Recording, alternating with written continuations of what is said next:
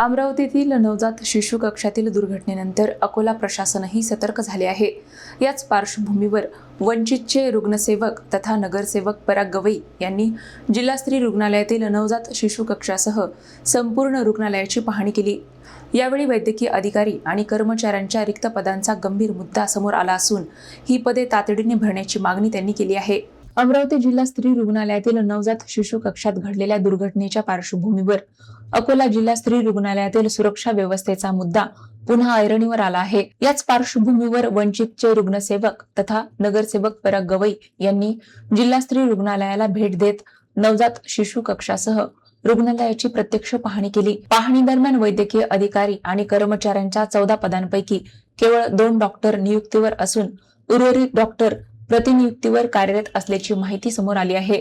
रिक्त पदांमुळे आरोग्य यंत्रणेवर अतिरिक्त ताण येत असून त्याचा परिणाम रुग्णसेवेवर होण्याची शक्यता असल्याने ही पदे तातडीने भरण्यात यावी अशी मागणी नगरसेवक पराग गवई यांनी वैद्यकीय अधीक्षक बापूराव पवार यांच्या माध्यमातून राज्य शासनाकडे केली। तसेच रुग्णालयातील स्वच्छतेकडेही विशेष लक्ष देण्याची मागणी त्यांनी केली। दरम्यान रुग्णालयाचे वार्षिक अग्नी सुरक्षा परीक्षण पूर्ण झाले असून सुरक्षेच्या दृष्टीने दरमहा आपत्कालीन परिस्थितीची रंगीत तालीम घेतली जात असल्याची माहिती वैद्यकीय अधीक्षकांनी दिली।